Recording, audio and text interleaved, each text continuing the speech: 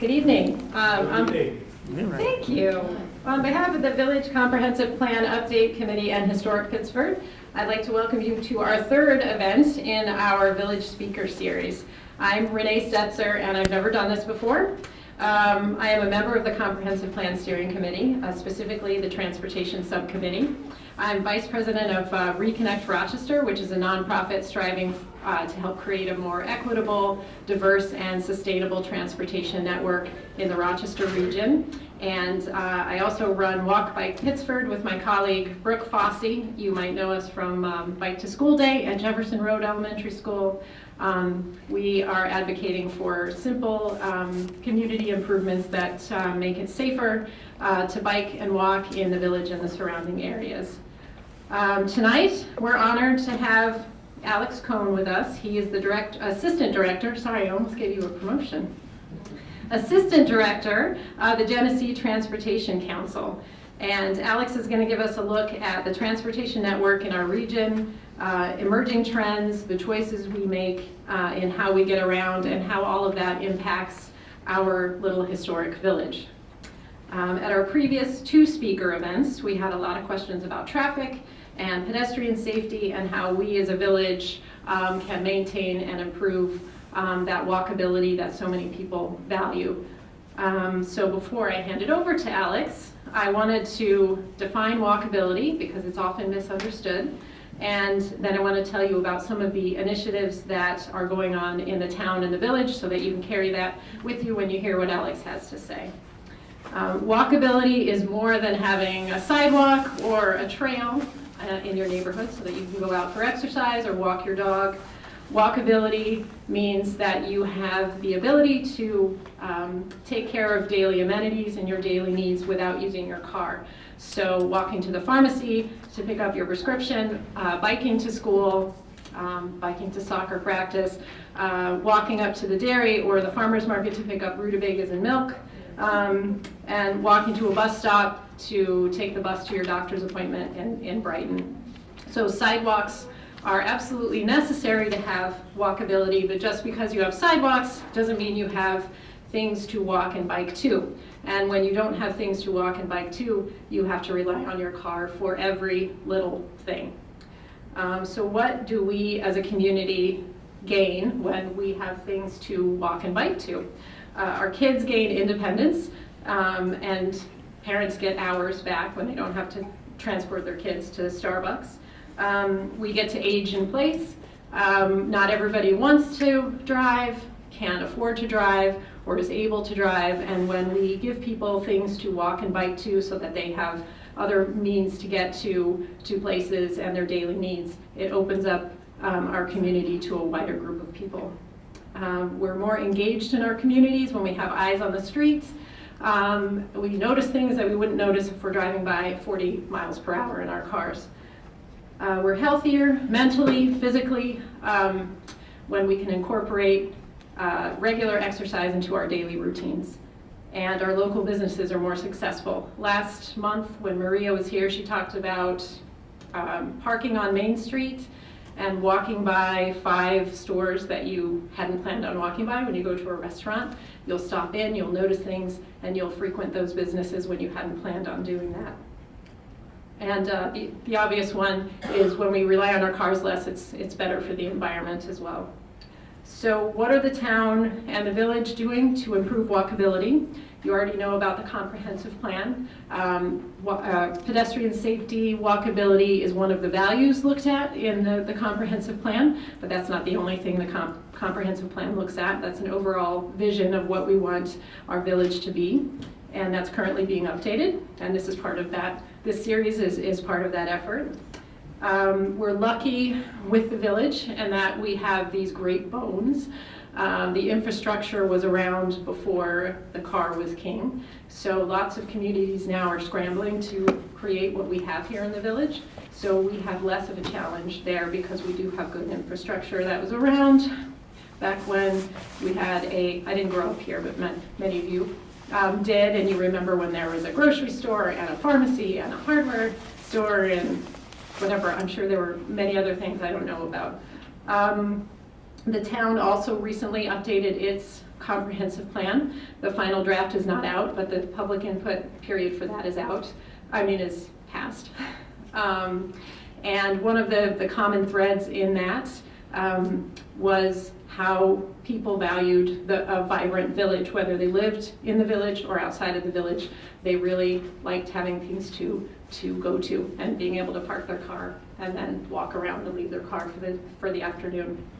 The third thing going on is the active transportation plan, and that's a joint village and town project. And much like the comprehensive plan provides a vision for what the community wants for its village, the active transportation plan provides a vision of how to incorporate more active transportation, which is walking, biking, using mass transit, wheelchair accessibility, all of those types of things. So how do you incorporate more active transportation plan when there are opportunities to change a road because of resurfacing or a new development? It serves as a guide for what to do when those opportunities come up.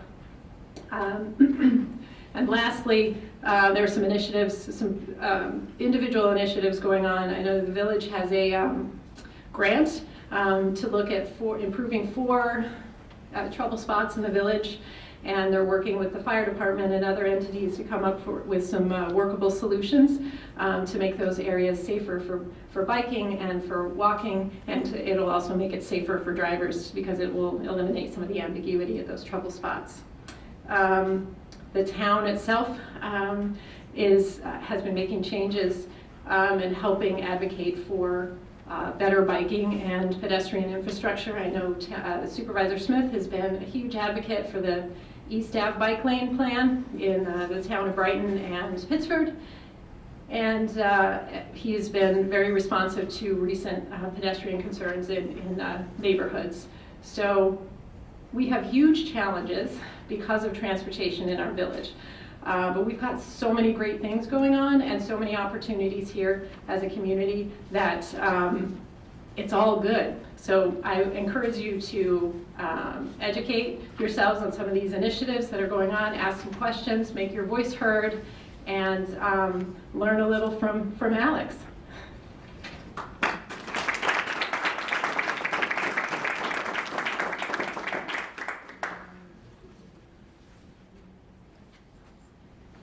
Thank you, Renee, and thank you everyone for coming out tonight. It's a real pleasure to be out here in Pittsford. There we go. It's really a treat to come out to Pittsford to see the amount of see the preservation that's happened, preserving the past, enjoy the present, and to always come learn about the activities that y'all are doing to ensure a safe, vibrant, and prosperous future. I'm gonna try to, I'm gonna jump around a lot between scales of working between the regional scale to the town scale, to the village scale, and even the project and smaller scale. What I've enjoyed doing as part of the NPO is to really try to connect the dots and try to create a seamless process so that so many of the initiatives that happen at the local community are informed by the macro level, have that data, have that policy guidance. But there's also that bottom-up input too, from citizens, through your local plans, and through your local initiatives as well. So to get us thinking in sort of a broad scope, I want to kick off tonight just by sort of asking us a few questions. And I'll take a few questions from anyone quickly. What were some of the types of trips that you have taken lately? Just anything. You've come to the library tonight for education and to give some feedback. Any other trips? Has anybody gone to grocery store? Has anybody gone to access healthcare lately? Anybody gone to work today? I did. So, we're seeing some of the breadth of these. And so how far are some of the trips? Renee's talking about a lot of the trips that you can do locally within the village here, or with just outside the village into the town. She mentioned even just up the road into Brighton. So that scale. How many of you have been, did anybody go outside of the county today? Did anybody go outside of the Rochester metro area today? We got one person, okay. Did anybody fly into town today? Okay, but maybe soon, you know, interregional travel. Are your travel patterns the same they were 20 years ago? Do you live, work, or go to the same places you did 20 years ago? I want us to think a lot about where we'll be traveling and how we plan to get there 20 years from now. It's an exciting time to be involved in the transportation planning business. You know, we're really seeing it's so diffuse, and there's so much new technologies, processes, really involvement of different sectors that we're struggle to keep our feet underneath us sometimes, but we're really marching forward into a bold future. So before I kind of get into things, to keep on informing a little bit of what we did, I want to take some of these questions and show some of the results we did from our last statistical travel survey just a handful of years ago.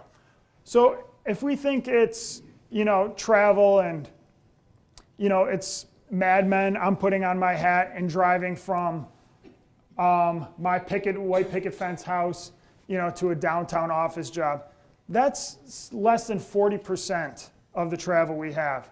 So the majority of our trips are shopping, recreation, education. So we really need to think about this whole wider range of system users and needs. Proportion of daily trips by length. For almost half the trips we make are 3 miles or fewer. That might mean that, you know, how we might be able to get there or accommodate those trips might be easier than the way we think.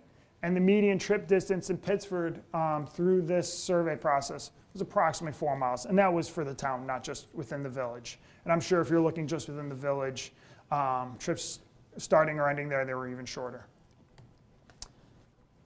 And then talking about the past, you know, how trips had changed from 20 years prior, about 25 years now.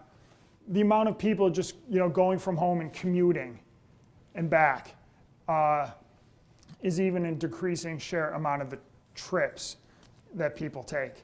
So as much as rush hour and traffic, you know, in those periods of time get a lot of emphasis, it's not the complete picture of what we need to be looking at.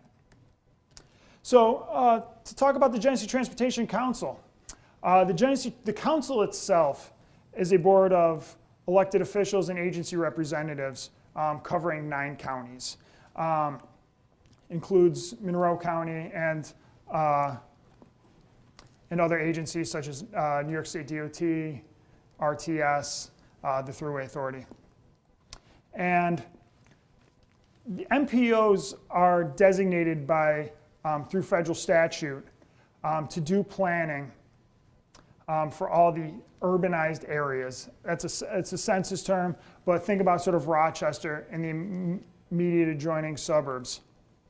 And so our focus is on transportation, policy, visioning, and finance. So we'd like to do planning without a lot in connected areas, you know, talk about transportation's connected relationships to land use, the environment, economic development. But the policy is really is through the prism of transportation. So looking at the 9 counties is a wide, diverse region, from the urban core to very agricultural heavy rural areas. So it's really balancing out the needs of this whole area. But I mean, you look at a number of the villages called out and smaller cities through here.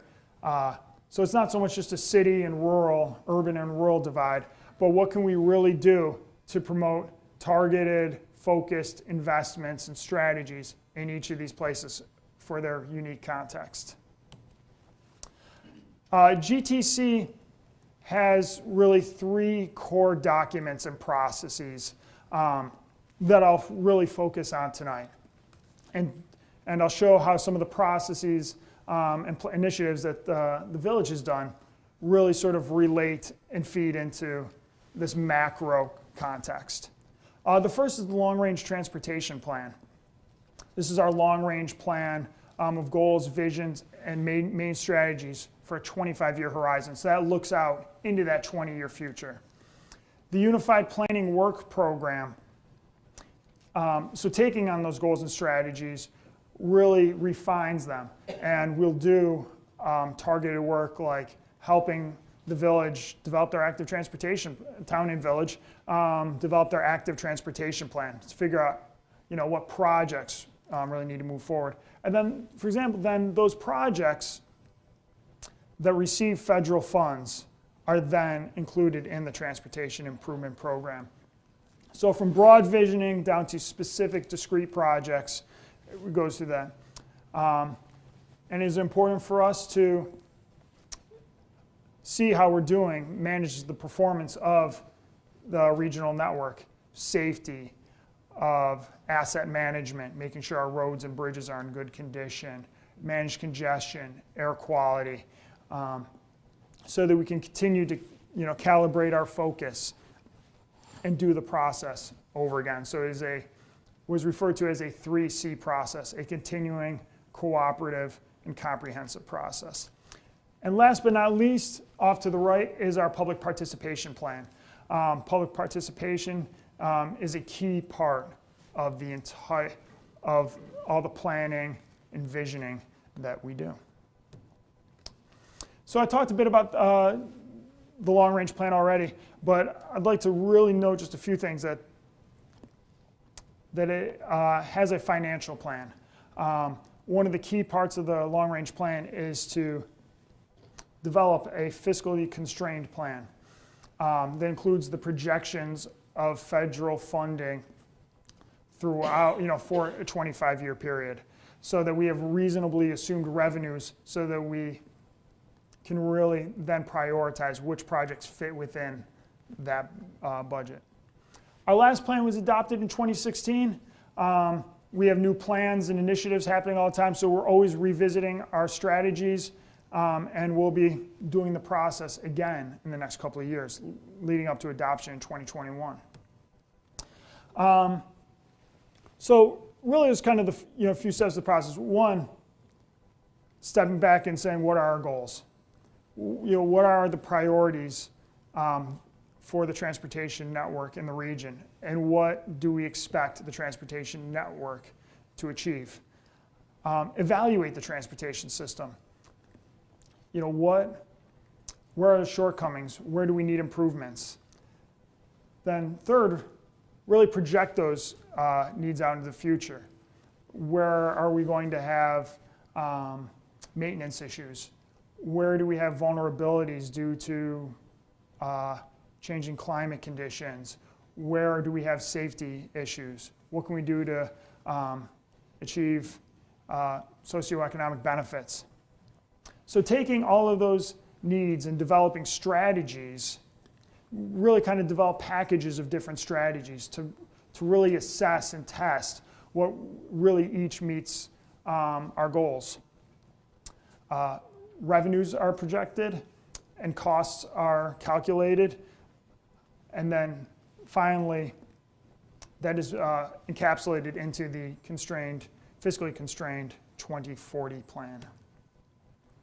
So tonight, without getting into spreadsheets and that, I would really like to talk about 4 key recommendations that came out of the long-range plan that are really applicable to the village and the work that you've been doing. So when you're trying to ask, how does this road and the context in its planning, where does that sort of come from, with the state routes that bisect the village? What is the context for larger scale trail planning? What transit might happen? So really some of these recommendations speak to that and really guide some of the near-term planning and then eventually the finance. So first is to establish a complete streets commitment. It is important to the GTC board that we continue to develop our projects. We need to make our facilities safe and able to be used by all users. And so it's important to GTC that we develop a more refined policy beyond this plan so that we can work with jurisdiction plans and come together in that way. And so once we set that policy, really carry that forward into design for each facility so that when we're looking at a corridor and when project sponsors are doing that planning, be able to take into context the local needs, context, and the system users, and various modal needs. So one of the key things that we like to do is to really, this was a bit of guidance that GTC developed to sort of show differing places throughout the region.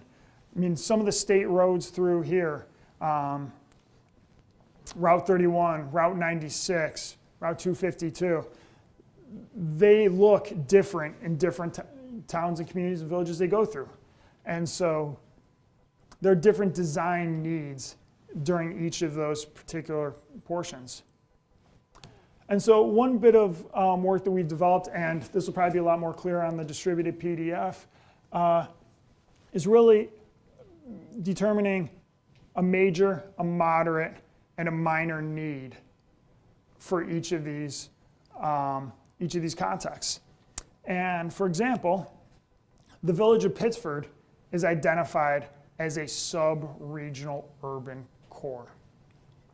So sub-regional urban core has many of the urban features of being small blocks, a walkable place, having a mix of land uses. So really, the policy is to try to strengthen that context. Really, as you can see here, that across all contexts, safety and maintaining the existing infrastructure is a priority across all contexts. Increasing public transit is a high context for this area as well, and increasing the ability and opportunity for bicyclists and walkers is a high priority. Improving mobility for automobiles is a more moderate need. Really, the goal is to focus on operational improvements. What can we do to reduce some conflicts, manage the system with effective signals, other intelligent transportation system management to really maintain the operational efficiencies that are there. But recognizing that there are limited capacity constraints in really well-developed and preserved areas. And when we get the opportunity to do reconstruction and major rehabilitation, we're always looking forward to address all modes as well. So really, when you undertake a big project, there's a little more wiggle room within that envelope in the right-of-way, so that that's the opportunity that we can really have to maybe reimagine the amount of how space is allocated within that context. And lastly, one that probably should not always get put to the end is accommodating for universal design. The American with Disabilities Act was approved in 1991, 1992. So in some places, we're starting to do even our second or third generation of ramps, curb cuts, level sidewalks, and other facilities. So we're hopefully getting better at being able and still filling in some gaps of where we're missing to be able to have people of all mobility capabilities, use our facilities and access the places that they want to access. So looking even further, so even after the completion of the plan, because every time you get to go into a plan, it's like, oh, what are the topics we wish we had the opportunity to talk about some more? So the GTC board directed staff and through its planning efforts to really continue to look at these 7 topics that we see as emerging issues. First, our seniors. It's a growing segment of our demographic, and what we can do to keep seniors as active as possible, as mobile as they can be, and staying as participating as they possibly can be in our communities will be an economic driver and really part of our success. Regional food system. These 9 counties are an agricultural breadbasket for New York State and our major food export center for nationally. So looking at the types of connections that we can create transportation-wise to support food production services and really see what we can do to add value to what we produce in the region, and as well as how we can circulate as much of the food as we produce within our region to create as much of a local food system as we can. Public health. Chronic disease is one of the biggest expenses that's, of our gross domestic product. And what's really being found is that if we can have people walk, bike, for some share of their trips, that amount of exercise can reduce the amount of chronic diseases of heart disease, diabetes, and other ailments. So if we can, help bend that cost curve, that it will be really leveraging a great investment in transportation. Mega regions. Looking beyond just our 9-county region, I asked earlier, did anyone travel in between regions today? Was anybody communicating or working with folks in Toronto, Buffalo, Cleveland, along the Great Lakes? Or how do we connect to even New York City and the eastern seacoast? What economic, social, and other transportation connections do we have with other metro areas around, in the immediate few states? Climate change. For example, we've been seeing an increase in floods over the past few years, and as we design our facilities for a 75-year lifespan, what types of flood events will we need to be designing for? Future energy requirements. We've had the gas prices now what it's been in the past. There's fluctuations in that, and we're moving to an increasingly diverse fleet of vehicles. And lastly, connected and automated vehicles, 2 sectors which have the potential to really radically transform how we get around if they come to fruition. So taking those marching orders of looking at emerging issues and looking at our system needs, that informs the Unified Planning Work Program. This is our annual budget and work program. One thing I really like about GTC's planning work program, as opposed to where I'd worked in Texas previously, was that I greatly enjoy the partnership that all the stakeholders have around the table.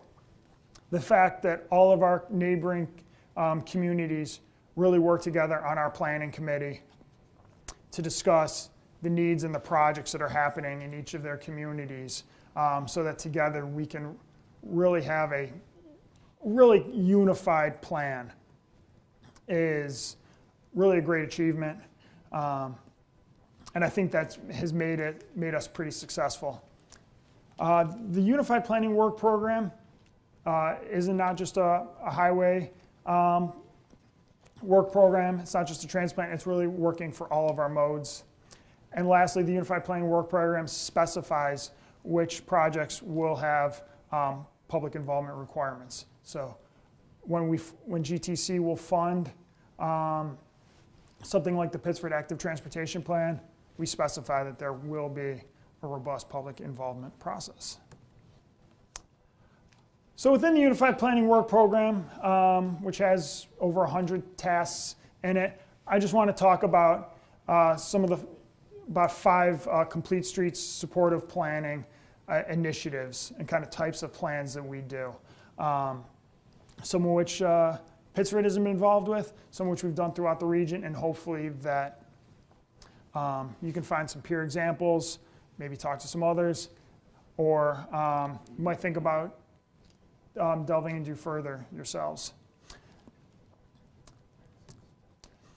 So kind of when we're talking about complete streets and we're talking about doing multimodal planning at a small district or village level, I want to talk a little bit about some applied theory.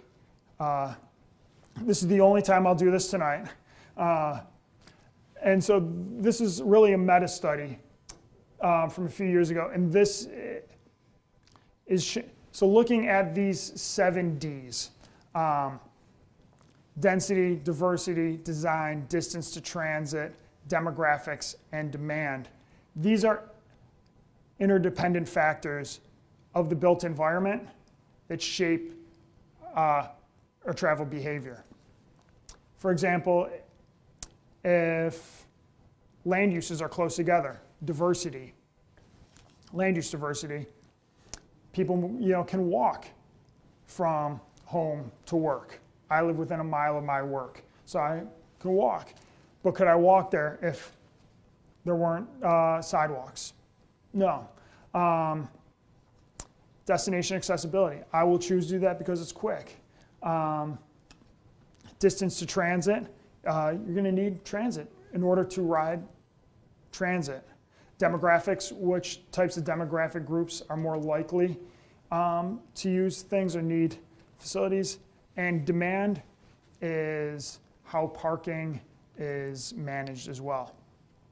So what this study and aggregate studies has done has really observed that for each of these factors that is increased, walk, bike, transit trips are increased, vehicle trips or the distance of vehicle trips is decreased. So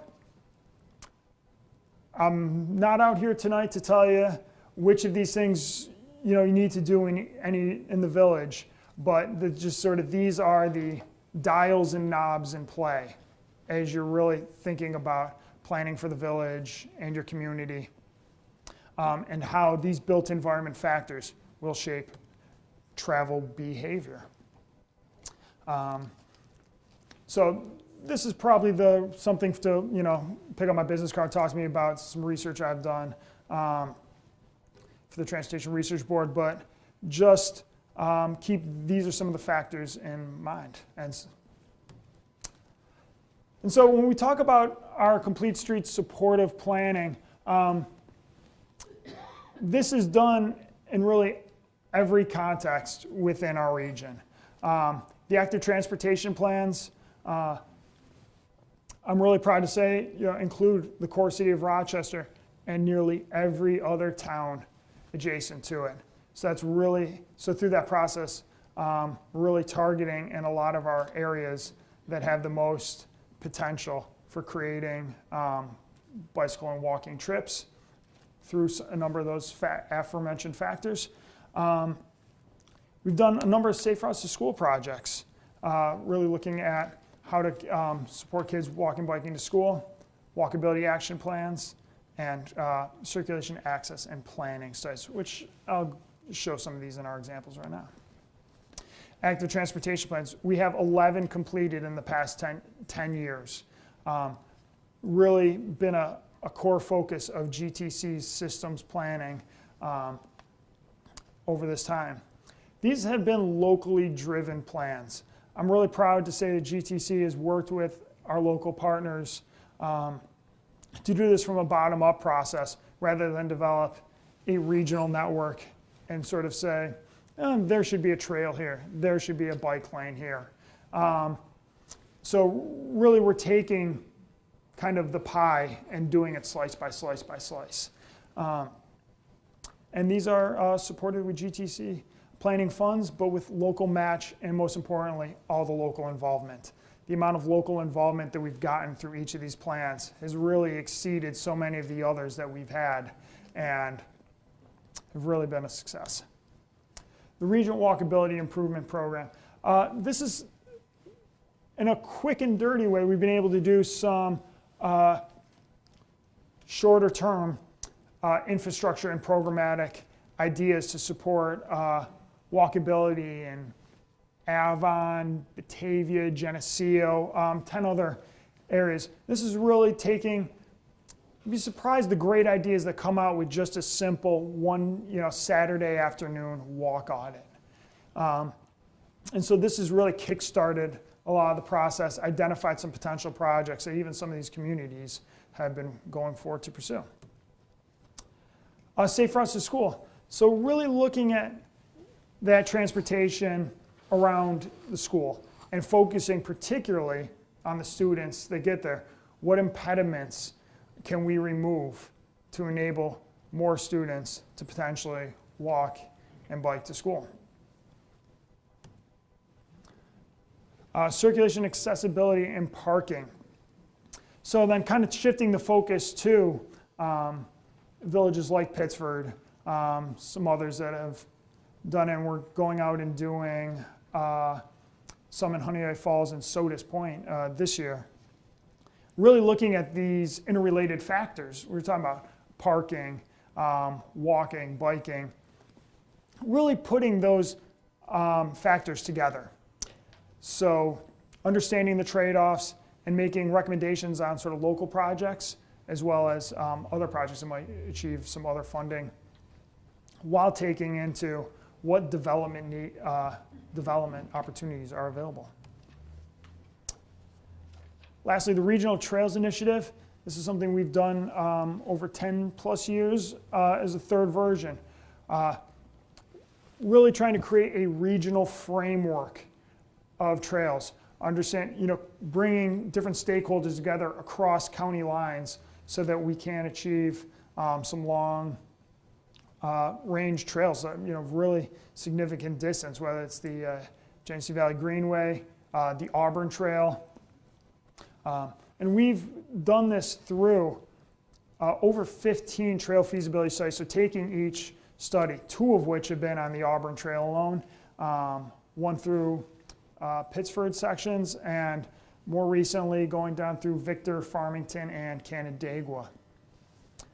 And these feasibility studies, because they've been so great, is because we can take a look at coming up with schematic level plans. These have been really convincing to New York State DOT and others to support funding. And in the last call, we recently had advanced 2 segments of the plan with the Eastman Trail in Greece in the city of Rochester and the 390 Trail as well, extending from 104 down to the Canalway to really complete 2 gaps because of the preliminary work that was had. So it's a great example of how we've looked at the whole regional network at that level, gotten more refined, kind of turned the microscope in at the corridor level, and then can move forward towards actual construction and enjoyment of the trails. So we're continuing with this work this year. We have 2 more. We're still working with the Pittsford plan, and we have 2 more active transportation plans in Geneseo and Sodus Point moving forward. One thing that I'm enjoying that we're doing is developing bicycle and walking counts, how we can begin to really measure the amount of usage that's out there. We're still developing data, so we can really answer those questions that we have of how many people are doing this, how do we measure when and where these trips are occurring. A vulnerable user safety assessment, looking at the systemic safety needs of bicyclists, walkers, motorcyclists, and even horse and buggy users in our rural counties. They have some unique safety needs that we're looking forward towards reaching out and kind of coming to some design ideas.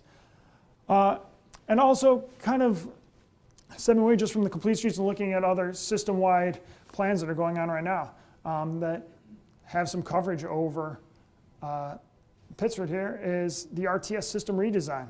It's the first ever system-wide plan that RTS has done. They're about to come out with some alternatives here soon. They're also looking at the future need of the access, their paratransit needs as well.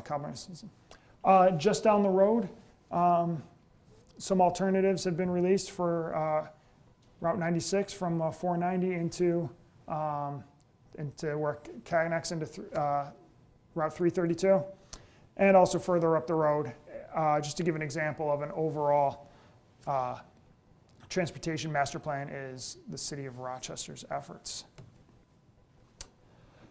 So kind of coming from long-range planning, mid-range planning, to finally design and investment. Our transportation improvement program, so from 25 years to really 4 years, is the transportation improvement program. This is our budget of federally funded projects for over this 4 years.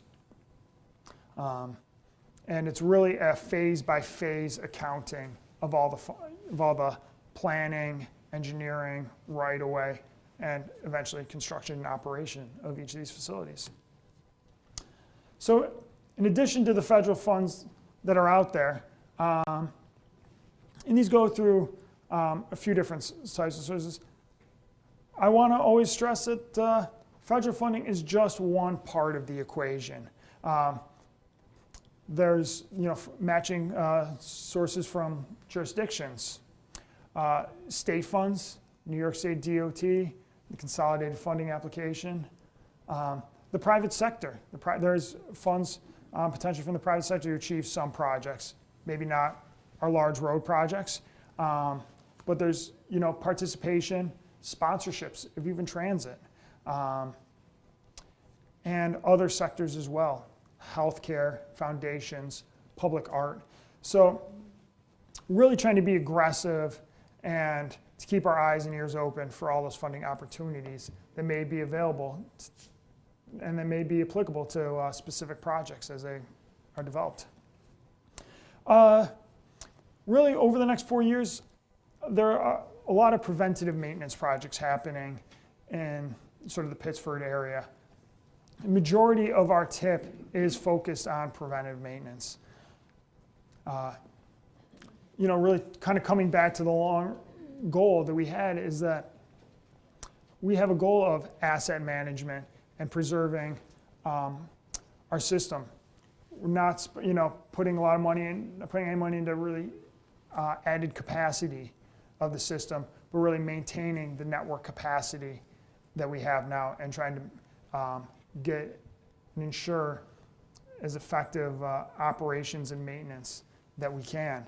And so if we think strategically about doing preventative maintenance, we can do it cheaper every few years than having to maybe replace and reconstruct a full road down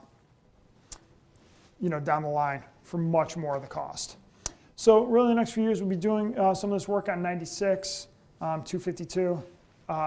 Marsh Road over the Erie Canal Bridge will be maintained, and there's some additional work on I-490 and Thornhill Road as well. And as these projects are moving forward, really always looking forward towards accommodating all users.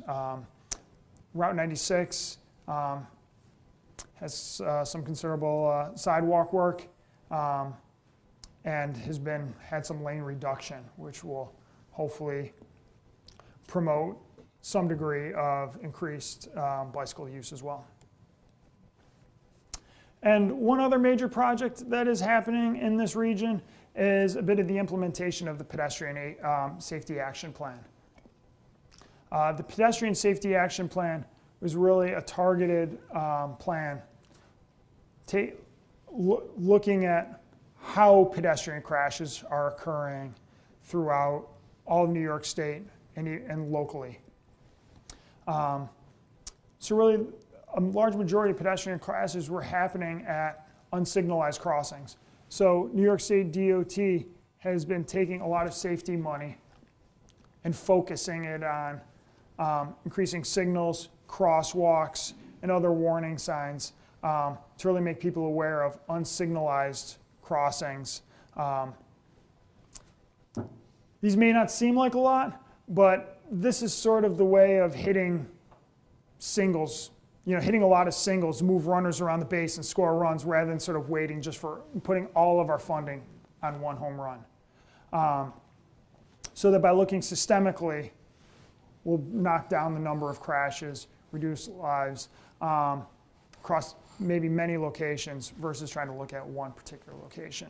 So that's happening on both New York State DOT facilities, state roads, and then there's also been a local call for projects, and Monroe County just recently submitted on local jurisdictions' behalves. So finally, we have a lot of challenges, but we're really excited about the opportunities this affords the practice in the region. I don't want to come here tonight to bemoan declining transportation revenues at a national level. There's been, and within that, there has been some shift of the federal funds towards the national highway system and things like that. So there's maybe a little less flexible funds there used to be and less funds specifically tied to bicycle and pedestrian projects. But with those challenges, there's really opportunities. And so we're really in a golden age, really seeing innovation of state, local, and private funding step up. 20, 30 years ago, it was just a consistent pipeline of federal and state funding.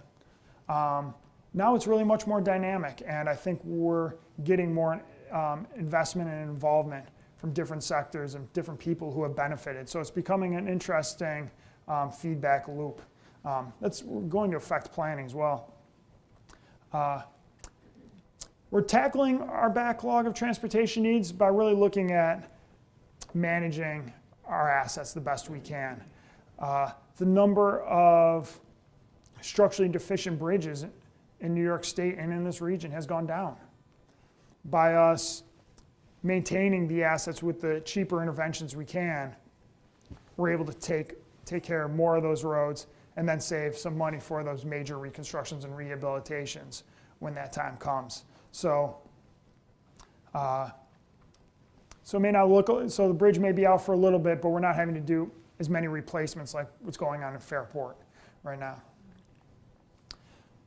The need for transportation is still growing unabated in America. I mean, our population's growing, demographics are changing, our freight needs are changing, and we're competing with other sectors for funding.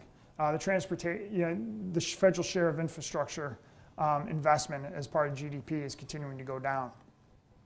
But speaking to you all here, and what makes me really excited, is that I believe with the amount of information that we can provide folks and get you involved, I'm confident that we can continue to develop the best plans that we have yet to achieve, and we'll continue to really make some better projects and hopefully serve our communities and grow them the best we can. So I look forward to continuing the conversation. I think we have the opportunity for some Q&A right now. I'm happy to take your questions. We have some resources in back, and I have my contact info up here to continue the conversation. Thank you.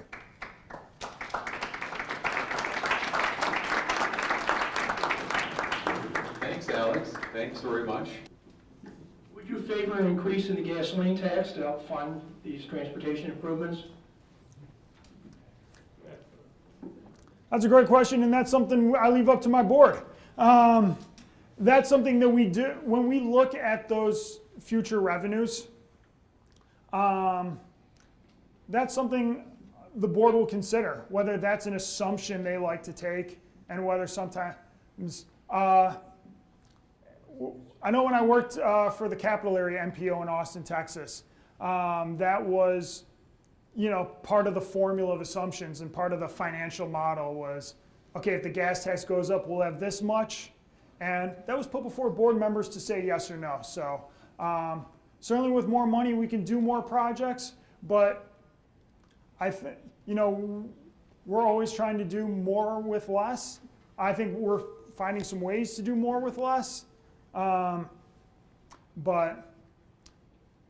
from a policy standpoint, I try to just set those questions up for my board. Not to duck it, but I mean, that's hopefully the way that we can set those questions up for our board. I've got a question. We're working on a pedestrian safety plan and an active transportation plan.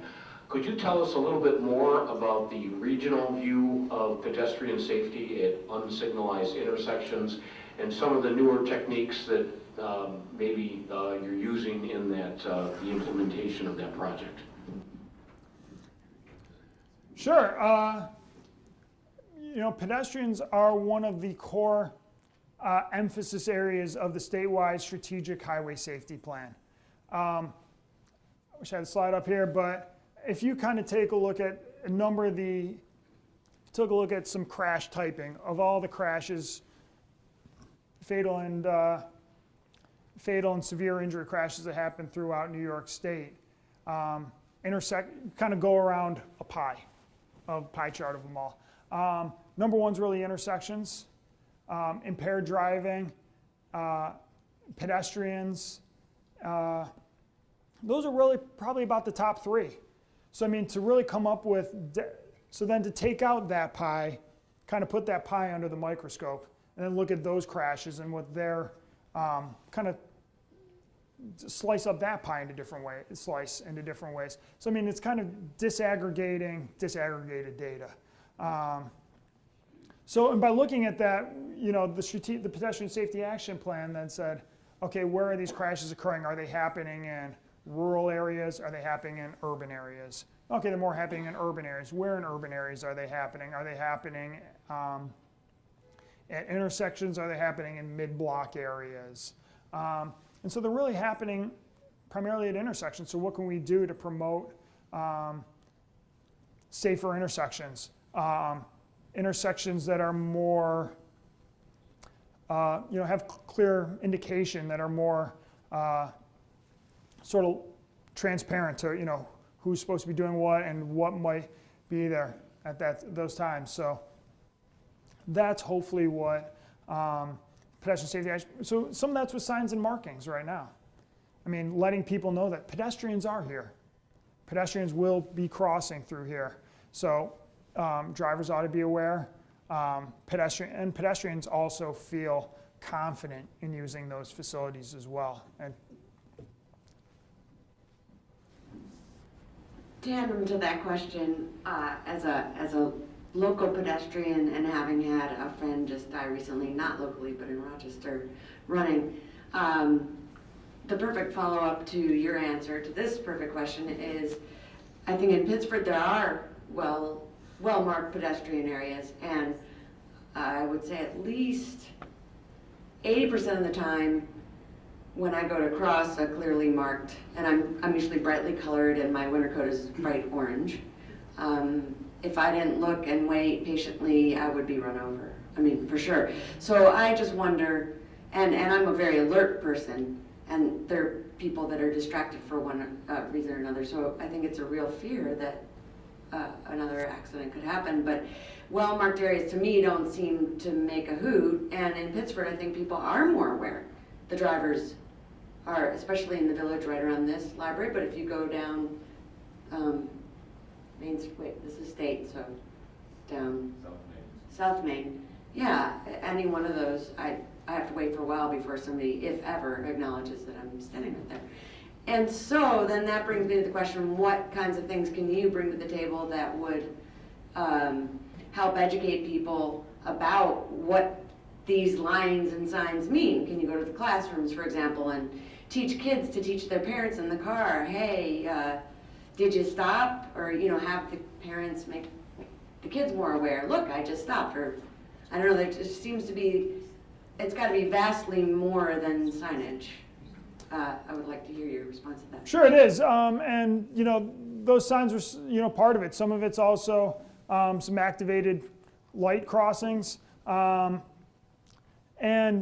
really what we can do with as much of the design is to, so I mean, what causes crashes and what deals, so I mean, there's factors kind of before a crash, during a crash, and after a crash that really affect the severity of what may happen.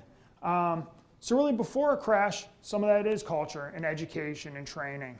And sometimes some of that is design as well. So making people aware, or the design of the road itself. Some roads lend themselves to being driven faster than others. You know, so there's some particular areas where traffic calming may help, where that may help control speeds and make people more aware of around certain areas, schools, you know, main street corridors as well. So yeah, it's a continuing process, and it's really about hitting as many of the factors as we can together. It's not, not trying to look for any silver bullet situation. Right there. Our village has, currently has before the legislature in Albany a bill to reduce the speed limit throughout the village to 25 miles an hour. And I'd like your comments on that, because I think that's part of maybe the answer, is slowing cars down as they go through a densely populated area such as our village. And is there anything that the Transportation Council can do to help us? So certainly it's well documented that, you know, sort of after a crash.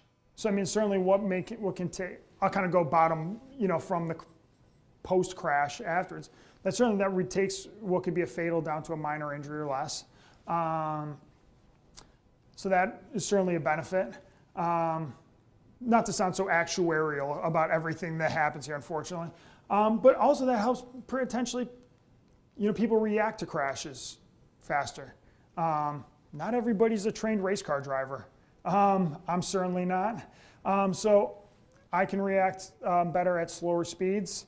You may be aware of different things at slower speeds. And then maybe sometimes when you come into a different controlled environment, you take a different amount of alertness, perhaps.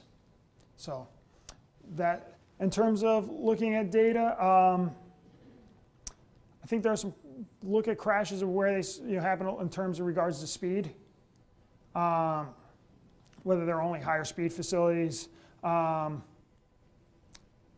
think that's, yeah, whether, I'm trying to think, because we just had a meeting today about some of this. So trying to think, but yeah, speed limits can, potentially, reduce a number of those factors along that Hayden matrix. So that can certainly help. Thank you. You mentioned earlier there's a phase 2 of the Pedestrian Safety Action Plan. Yes. It'll be run through Monroe County. Do you know when that's going to begin? They had so they're looking at those uncontrolled signals and other actually signalized intersections too in New York State. So there's New York State facilities. They started doing some construction this past summer, and they'll be doing some more. And Monroe County will be coming out releasing those in maybe a couple of months after we work out with the state to make sure that finalize that list. Okay, when you talk about releasing those, that was my follow-on question. For both the state phase 1 and the local phase 2, are these sort of top-down driven things where they pick the sites that are going to be improved and the way they're going to be improved, or is there opportunity for us to be able to use some of this money for us to identify what needs to happen and where? Well, the New York State ones, so there was a treatment package, so taking a look at the types of crashes that occurred at those locations. They had like a treatment package A and a treatment package B for signalized intersections and non-signalized intersections. And so they were painting that brush at all NISDOT facilities in urban areas. So the NISDOT ones are just everywhere. Okay, well, I hope there's going to be an opportunity for local input, because the previous questioner was absolutely spot on, that the fundamental problem is people don't stop at pedestrian crosswalks. That's it. And I've been convinced for a long time that they are not going to stop until we get flashing lights on each side. There are places where these are ubiquitous. They have them in Canandaigua now. They have them all over England. They have them in other parts of the country. They have them in Boston.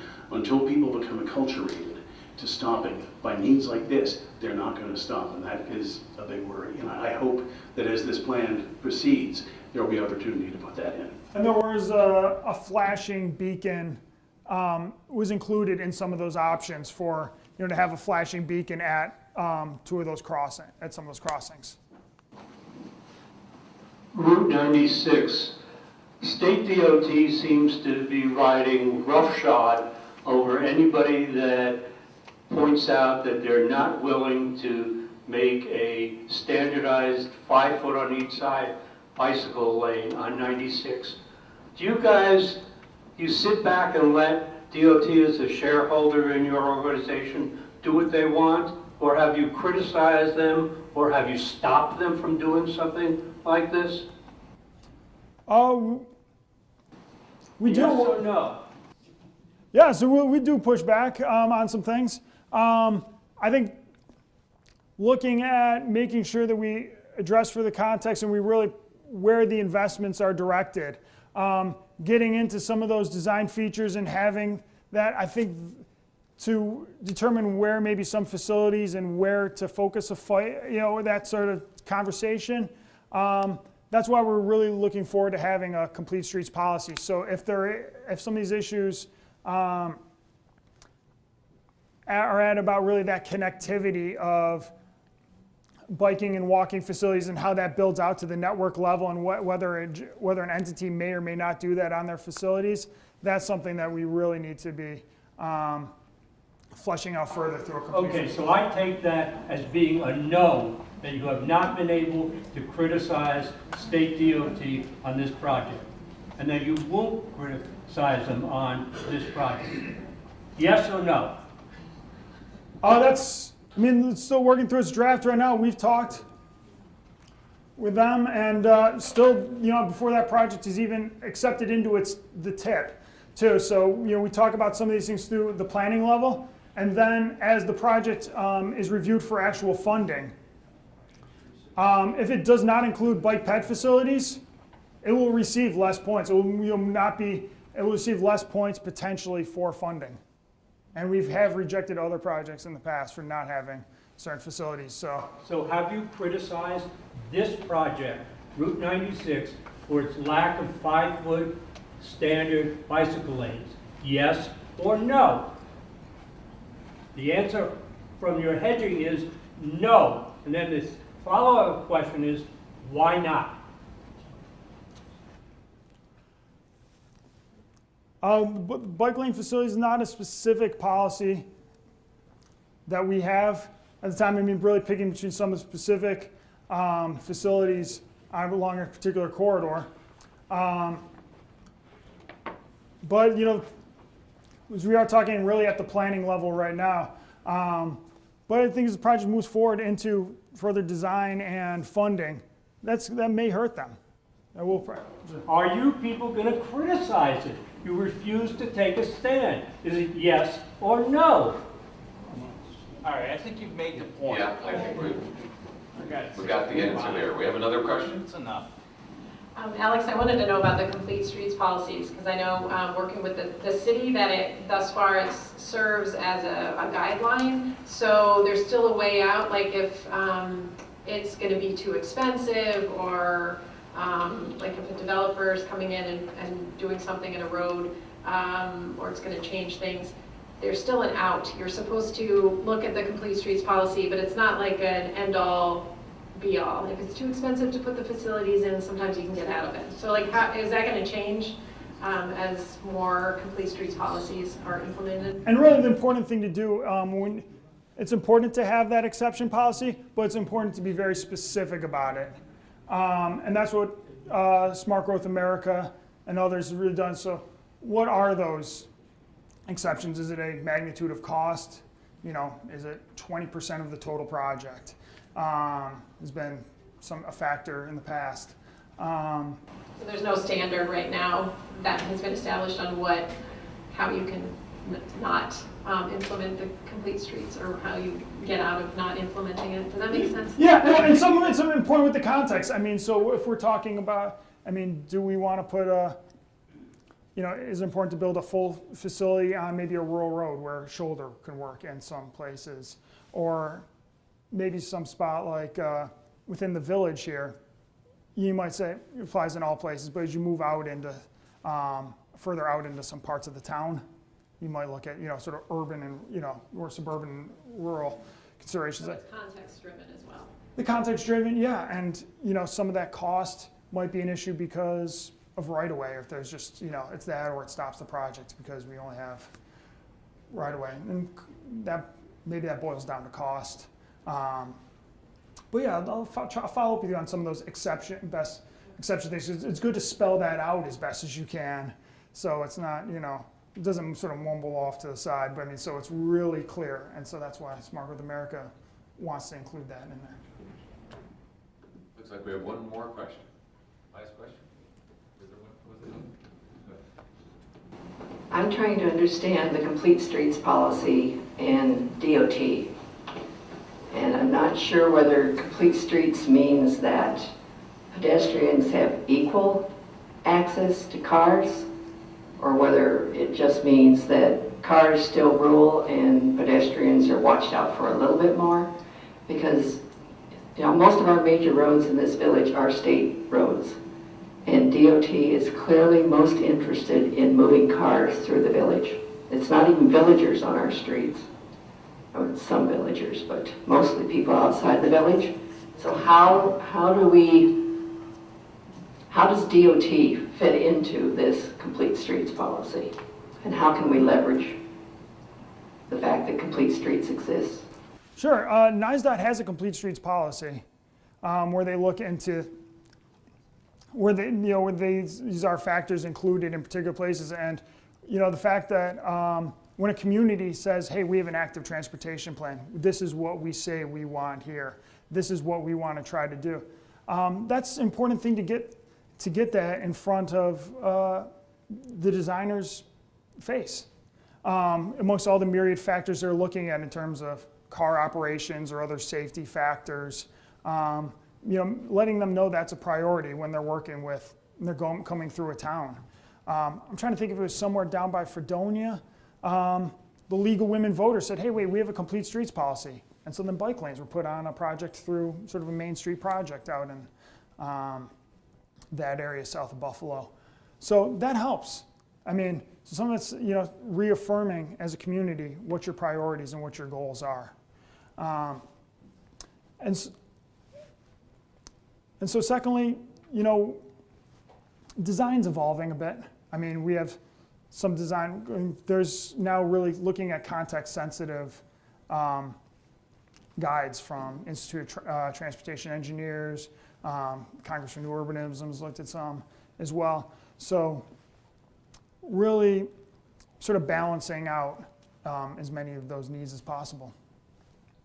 Okay, we have one last question, I think. Is that a good one? The first speaker, what were the 4 areas in the village that you spoke of that you're concerned about? These were the result of the active transportation plan that looks at, it's a joint town-village project, SRF engineering, a local traffic engineering firm looked at pedestrian and walkability and traffic calming issues throughout the town and the village. As a first phase of implementation, we looked at the, we were trying, in part because of the pedestrian hit on Church Street last March, and looking at the village where the highest incidence of pedestrian hits occurred, we identified 4 areas surrounding the 4 corners because they were we could implement them in the short term.